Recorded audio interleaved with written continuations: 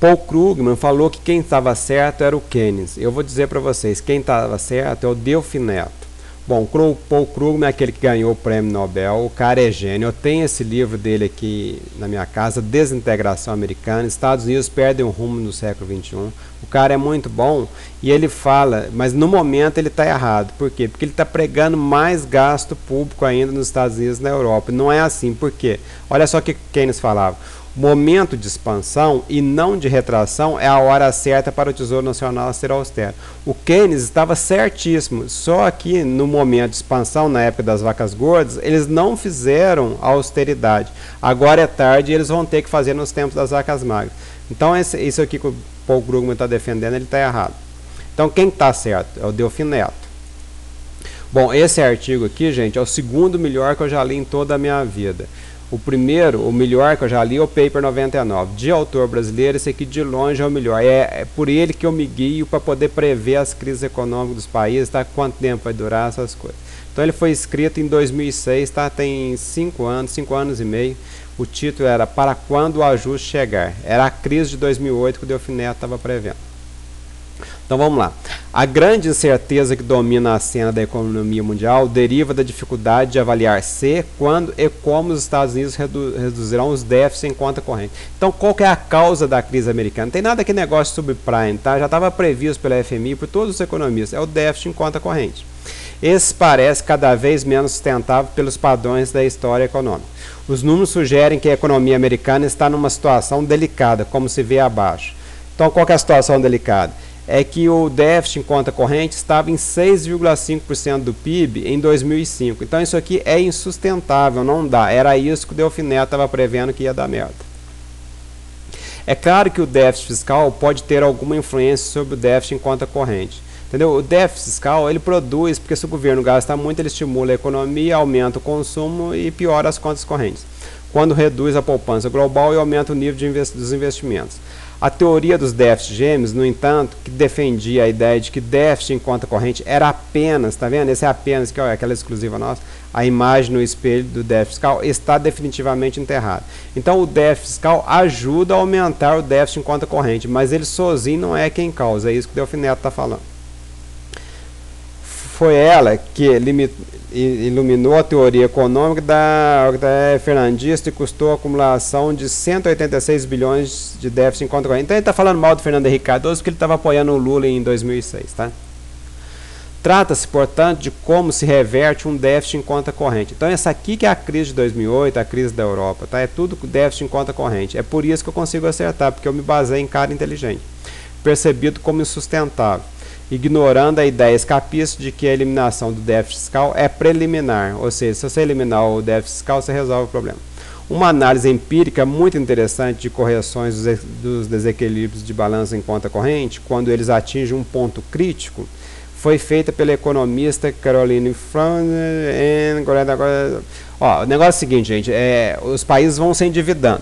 Chega num ponto que o déficit está tão grande que o mercado para de financiar eles. Então, esse aqui é o tal do ponto crítico que ele está falando. Chega numa hora eles têm que parar de gastar, porque ninguém mais vai emprestar dinheiro para eles. O gráfico abaixo resume o trabalho que inclui 25 casos de reversão de déficit em conta corrente, não inclui o Brasil. Em alguns casos, Canadá, Itália e Suécia analisa 2 ajustes ocorridos no mesmo país, separados por um decênio. O ano zero varia de país para país de acordo com o início dos programas de ajuste. Então, o que está falando aqui, gente? Está falando o seguinte, o país vem crescendo, tá vendo? Um crescimento do PIB alto. E vai, ao mesmo tempo, aumentando o déficit em conta corrente. Aqui, o ano zero é o ano de maior déficit. O que acontece? Eles têm que fazer um ajuste cambial e, para fazer esse ajuste cambial, eles têm que reduzir o crescimento do PIB. Então, em média, ela calculou para os 25 países, tá? Dá isso aqui. Ó. Então, à medida depois que reduz o crescimento, o PIB, as contas correntes melhoram e o país volta a crescer. Então, isso aqui é a média, tá? Só que a situação deles no momento está muito pior dos Estados Unidos, da Europa e do Japão, porque eles estão sendo impedidos de fazer isso aqui pela China, pelo efeito China. Vamos demonstrar claramente. Vê-se com clareza que na média dos casos observados, o ajuste do déficit em conta corrente, quando ele atinge 5% do PIB, tá vendo? Quando está em torno de 5%, torna-se insustentável. se realiza acompanhado de uma redução do ritmo da economia. O gráfico não mostra, mas esse movimento em geral é concomitante com uma desvalorização cambial real entre 10% e 20%. Então os países da Europa estão tendo que fazer uma redução do crescimento muito maior porque eles não conseguem desvalorizar o euro. Quem domina o euro é a Alemanha, e a Alemanha está mantendo o euro valorizado. Ela não quer fazer aquela facilitação quantitativa, ela não quer fazer monetização da dívida, sem que os outros países façam o sacrifício, né? Um dos episódios examinados refere-se ao ajuste do balanço de conta corrente dos Estados Unidos a partir de 87, quando havia atingido 3,72% do PIB. Em 1990, havia sido reduzido a 1,65% do PIB, depois da desvalorização do dólar de 85 a 90, da ordem de quase 40%, com relação às principais moedas. Então, por que os Estados Unidos conseguiu desvalorizar o dólar naquela época? Porque houve o acordo de Plaza. A Alemanha com o Japão, que foram derrotados pelos Estados Unidos na Segunda Guerra Mundial, obedeciam os Estados Unidos. Agora ele não está conseguindo fazer a mesma coisa porque a China não obedece. A China é praga. Entretanto, o PIB americano pareceu resistir à regra geral, mantendo o crescimento alto, 3,7% do PIB, no período de 87 a 89, por causa da ajuda do Japão com a Alemanha, tá? O problema é que o déficit em conta corrente só foi zerado em seguida, como se vê na tabela abaixo. Então, o que o Delfim Neto está falando? Que o déficit diminuiu bastante, tá? Mas só zerou quando diminuiu o crescimento. Ou seja, com a ajuda da Alemanha com o Japão, precisou reduzir menos o crescimento. Em suma, é isso. Para os efeitos que estamos tentando entender, não interessa discutir as causas da recessão americana de 91. O que importa é que a eliminação do déficit em conta corrente só foi obtida a despeito da desvalorização do dólar em 40%, quando houve uma substancial redução do crescimento do PIB. Os dois, ou seja, mesmo desvalorizando o dólar em 40%, só zerou mesmo quando houve a redução do PIB. Os dois ajustes dramáticos do déficit em conta corrente, realizados no Brasil, 76, 84, 94, 2003, isso aqui foi com Delfim Neto, tá? Isso aqui foi com Fernando Henrique Cardoso. Enquadros no figurino descrito no trabalho de Freund. Sei lá como é que chama essa merda. Como se vê abaixo, para o primeiro episódio, além da desvalorização, produzimos profunda recessão e eliminar o déficit em menos de 2 anos, uma vez que era impossível obter crédito para financiar. Tá vendo? Então, quando é que eles fazem um ajuste cambial? Quando eles não têm dinheiro para poder financiar, porque o político vai gastando enquanto os bancos vão emprestando. Isso aí não tem jeito. Então está aqui o ajuste externo que o Delfim Neto fez, tá? O Brasil vinha crescendo bem forte, as transações correndo ruins, tá? Principalmente depois de 79, com o choque do petróleo, dívida externa alta.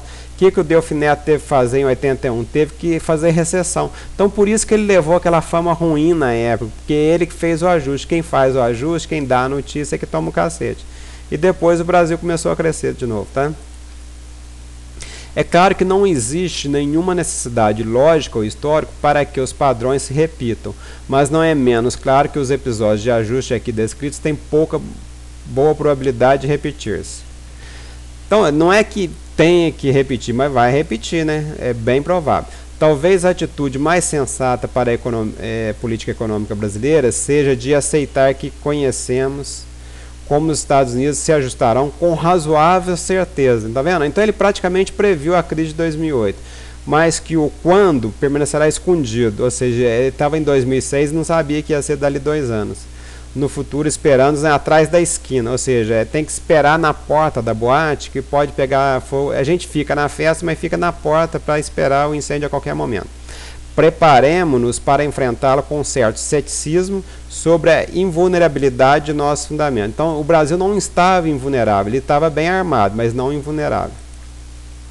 Então, esse foi o primeiro artigo, tá? E depois ele fez mais um outro, porque o primeiro deu bastante repercussão, então ele completou o primeiro, ainda o déficit americano, uma semana depois. Tá? O Tony Delfim Neto de novo, vamos comentar de novo. O Pequeno Suelto, publicado nessa coluna semana passada, provocou, para minha alegria e satisfação, alguns comentários e dúvidas de leitores atentos. Primeiro, se há outras evidências empíricas, além das citadas, que sugerem que o ajuste do balanço em conta corrente, quando ele é percebido insustentável. Então ele está querendo saber se tem mais coisa. Tá? A turma escreveu para ele perguntando se tem mais. Sempre exige 2 movimentos simultâneos: desvalorização real da taxa de câmbio e redução do ritmo de crescimento do país. Então essa aqui é a síntese, tá, do ajuste. Você desvaloriza o câmbio e reduz o crescimento.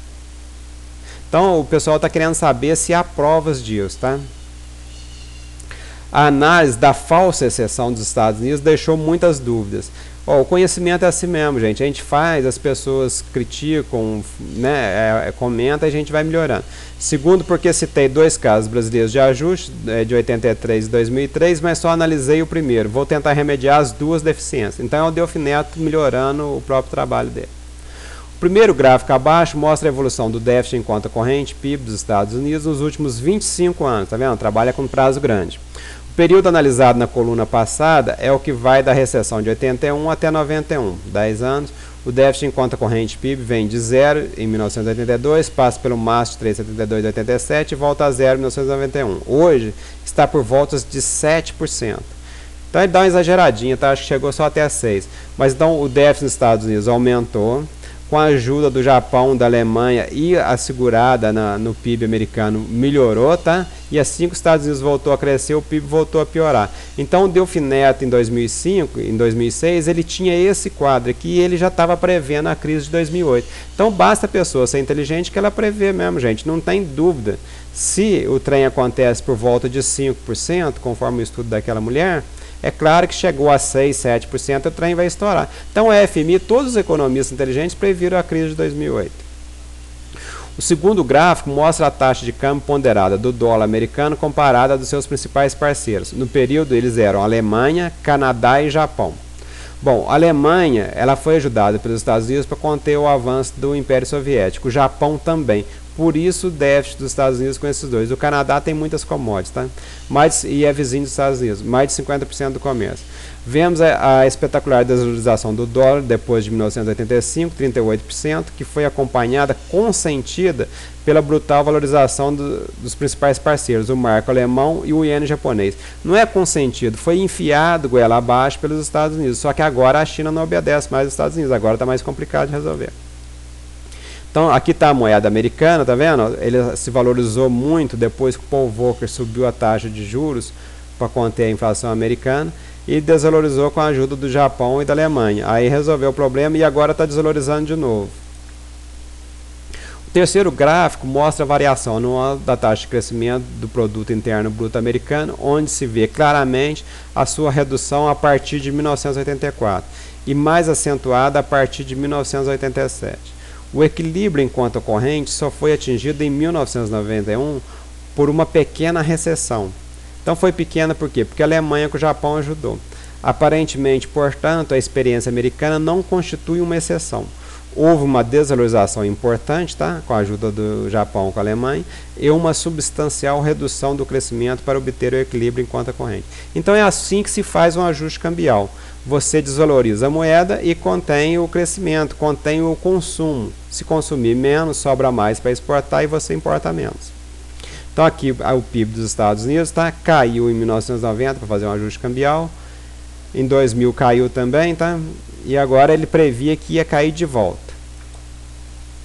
Voltemos ao primeiro gráfico. Ele mostra que a situação atual é mais crítica do que a 1987. É aquele déficit em conta corrente. Tá? Não se pode esquecer, entretanto, que o mercado financeiro mundial é hoje mais ágil e também mais perigoso. Tá vendo? Ele previu a crise de 2008 do que a dos anos 80. O financiamento do déficit tem sido facilitado porque, em parte, pelos próprios credores, pela acumulação de suas reservas em papéis de tesouro americanos. Porque Brasil, China, tá as nossas reservas. No longo prazo, esse movimento viola a segunda lei da termodinâmica e pelos gafanhotos internacionais, o hedge fund. Essa segunda lei da termodinâmica nem sei o que é. O que, por sua vez, torna potencialmente mais instável, tá vendo? Previu a crise de 2008 de novo. Então aqui está o déficit em conta corrente, tá? Passando dos 6%, indo para 7%, e a mulher tinha previsto que a partir de 5% o trem estoura. Então é isso que o Delfim Neto estava vendo. Por outro lado, os Estados Unidos não podem mais esperar a boa vontade de seus principais parceiros, como em 1987, Alemanha e Japão. Tá? A Alemanha está na área do euro e o Japão hoje apenas 17% do déficit, tem pouco a dar. A China, que hoje é 26% do déficit, se recusa a deixar flutuar sua moeda. o que imporá um peso maior do ajustamento sobre a redução do crescimento do PIB americano. Então, quando os Estados Unidos pede para a China mudar o câmbio dela, ele não está pensando na China, ele está pensando nele, ele quer passar a China para trás. Só que vocês veem que a China já está resistindo há mais de 5 anos, então a China não vai ceder, a China não é boba como o Japão ou a Alemanha. De volta às questões colocadas pelos leitores, informamos que existem muitas outras evidências empíricas da mesma direção apontada pelo artigo referido na coluna da semana passada. Uma análise de 35 episódios das crises de morte súbita feita pelo FMI, pelo Fundo Monetário Internacional, FMI, confirma a mesma configuração para a saída: desvalorização da moeda e redução do ritmo do crescimento. Tá vendo? Então é por isso que eu consigo prever crise. A Europa, como a Alemanha não está deixando de desvalorizar muito a moeda, eles vão ter mais redução do crescimento. Os Estados Unidos, como fizeram o quantitative easing, vai desvalorizar mais a moeda e o ritmo do crescimento não vai reduzir tanto quanto na Europa. Então não é muito difícil, não é facinho. Finalmente, o ajuste brasileiro de 99 a 2003. Ele foi iniciado com a liberação cambial de 99, depois de acumularmos 100 bilhões de déficit em conta corrente. Isso aqui foi o populismo cambial do Fernando Henrique, que ele fez para poder ganhar o poder de se reeleger e depois se reeleger. Então, mudar a Constituição e depois se reeleger. E terminou depois de acumularmos mais 86 bilhões de déficit no governo Lula em 2003. Então, o que aconteceu? Quando você começa a consertar em 99, estava na metade do caminho, mesmo assim não precisou de mais 86 bilhões. Então, não é fácil consertar. O gráfico abaixo mostra o mesmo figurino. O já medíocre crescimento médio do Produto Interno Bruto 2001 e 2002, 1,6%, acompanhado de uma formidável desvalorização do real e excepcionais condições externas. Exigiu ainda uma redução do crescimento do PIB para 0,5% em 2003, para a volta ao equilíbrio. Então, o que aconteceu? O Brasil veio crescendo, 94 cresceu bem, tá vendo? E ao mesmo tempo piorando as contas correntes. Isso aqui foi o populismo cambial do Fernando Henrique Cardoso. Ele conseguiu mudar a Constituição para se reeleger e conseguiu se reeleger em 98. Mas aí em 99 já o câmbio flutuante já começou a resolver o problema. Então aqui é metade do problema e a outra metade do problema é quando você começa a resolver. E o Lula acabou de fazer a recessão para consertar as contas e jogou a conta no colo do Fernando Henrique Cardoso, falando da herança maldita. Então aqui já estava praticamente resolvido. O Lula ganhou um prêmio do Fernando Henrique Cardoso. O Fernando Henrique Cardoso praticamente segurou o problema todo no governo dele. Bom, então aqui agora vamos fazer igual o Delfim Neto faz, ó, crescimento aqui em cima, contas correntes embaixo. Estados Unidos, ó, ele veio crescendo fortemente até 2000, tá vendo? Só que no que ele veio crescendo, as contas correntes também vieram piorando. 2001, com o estouro da bolha da internet, o World Trade Center, que estranha, houve uma certa recessão. As contas correntes melhoraram, tá vendo? Melhora. Aí o governo estimulou a economia, baixou os juros, as contas correntes pioraram de novo. Como o mercado financeiro, o FMI, já estava ameaçando o pouso forçado dos Estados Unidos, eles começaram a aumentar os juros e reduzir o crescimento. E com isso, o ano 2008 e 2009 reduziu o crescimento bastante, as contas correntes melhoraram. Hoje as contas correntes não estão tão ruins, tá, mas também não estão muito boas. E então o trem está mais ou menos. E vai ter que diminuir o crescimento, desvalorizar a moeda, porque esse déficit, mesmo sendo de 3% do PIB, como o PIB americano é muito grande, isso aqui é insustentável. Não precisa chegar a 6% como chegou em 2008 para ficar insustentável. Nesse nível aqui já está insustentável. Então os Estados Unidos vai ter que tomar providência. Se a gente analisa o saldo comercial mês a mês, tá, que eu peguei lá no IPE, fica mais fácil a gente ver. Ó. O trem vem piorando. Na crise de 2000, tá vendo? Ó, o estouro da bolha e o World Trade Center melhorou. Aí os Estados Unidos estimulou a economia, piorou de novo. Aqui com o estouro da bolha imobiliária, Lehman Brothers, tá vendo? Aqui o Lehman Brothers aqui, ó. Aí voltou a melhorar e agora tá piorando de novo. Os Estados Unidos vai ter que tomar providência de novo. Falou, moçada?